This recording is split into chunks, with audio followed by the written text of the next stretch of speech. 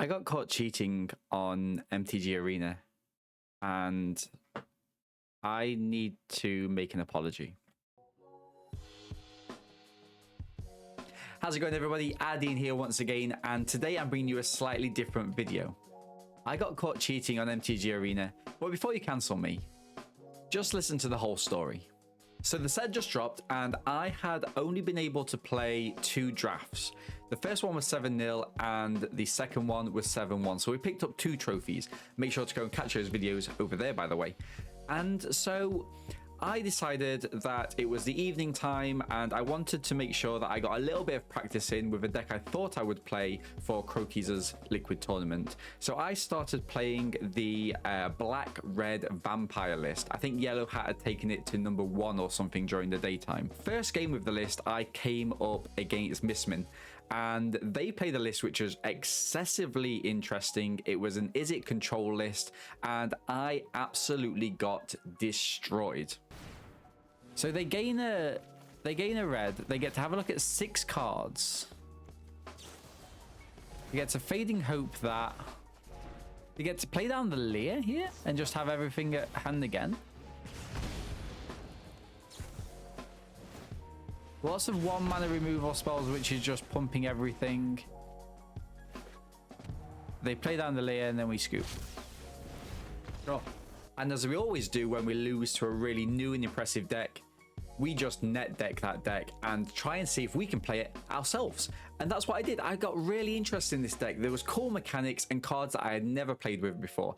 And thanks to getting all of those gems and all of those new wild cards, we were able just to make the deck outright. So very briefly, this deck revolves around using lots of this early interaction early on in the play. So for example, your Cinderclasms, your Play with Fires, your Spikefield Hazards, and your Fading Hopes, in the aim of getting down the Leer in the late game so you can play everything once again. Absolutely sensational. But to help this along, and this is where the problem card comes, is the Eruff, the Tormented Prophet. Now, when this hits the battlefield, it's a 2/4 for 3 mana, and if you would draw a card, exile the top 2 cards of your library instead, you may play those cards this turn. So there I am, eagerly awaiting to play the list. And the first person I match up with, and actually the only person I match up with because it was midnight for me, was Zan Syed. Now, I don't know if you know Zan, but you may recognize him from lots of Twitter beefs and Twitter spaffs that he's had over the last few weeks. I've got lots of respect for Zan, or I did, and I've defended him quite a lot on social media. I don't like people being bullied, and I will always stick up for people that I consider to be the underdogs. And in the game, I thought we played really well, and I beat him convincingly.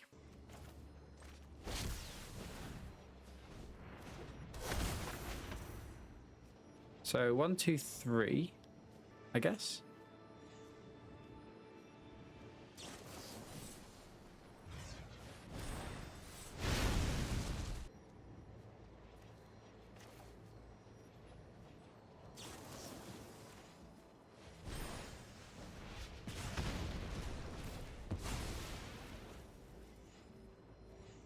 I just Fading Hope, right?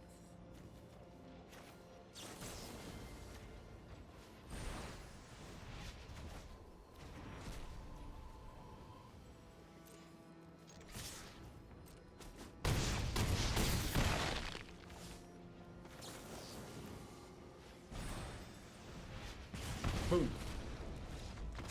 Boom, let's go. But then this is where it gets really interesting. The next day, it's the morning of Crokeys' tournament, and I need to get some playtesting in. I've played 1 game, and halfway through playing the game, I'm talking to my chat, and I realize that something might be problematic. Okay, that's a decent blocker.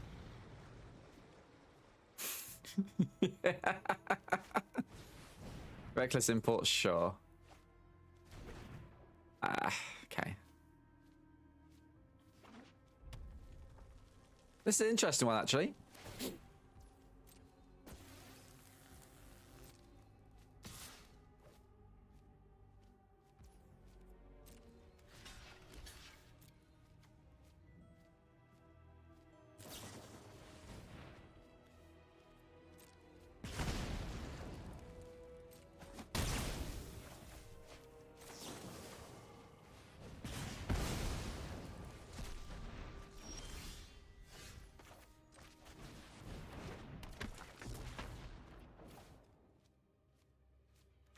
Why is this here?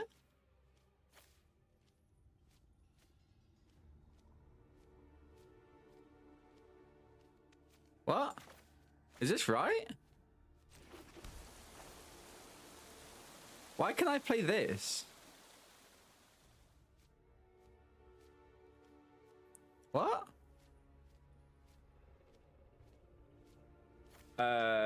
Clip that. Can I play it?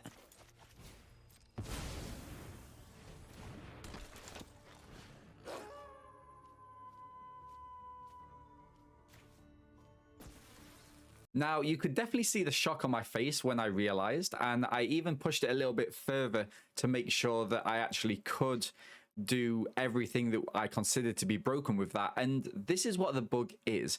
It seems that if you have already exiled things during the game, not only things that you've played that you can exile, but also things that your opponents played that you've exiled, when you play Erith down for a single turn only, providing you have the mana, you can play all of the exiled cards in each person's exiled zone. And it can also be really confusing, especially if you're playing a deck that has Leia in it, where you can play things that you've already played, and also if you're playing against an opponent who's playing very similar cards to you. And so this is where the trouble started. So I sent a tweet out after my stream saying I accidentally cheated today during playtesting, and I tried to explain the bug. And then I said I conceded like the morally upstanding Brit that I am. Zan then popped himself into that thread and said, that's weird. That's not how I remember it. We played yesterday in some close games, and I remember losing because you abused the bug. Now, did I? This caused me great confusion because I thought that we had an excellent game. Now, the games weren't as close as Zan was describing, but I thought that we played an excellent game. So I reviewed the footage, and guess what? It turns out that I did cheat. My command is... I think I need to just go through my list here if I can. Play the same.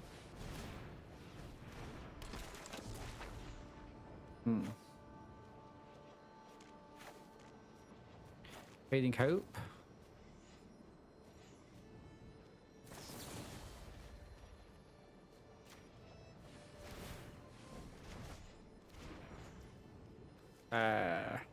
Spikefield Hazard.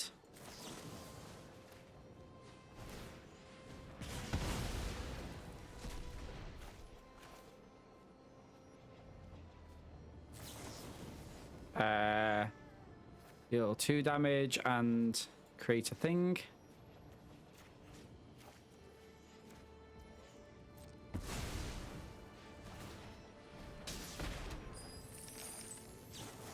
Deal 1 damage. And deal the damage to face.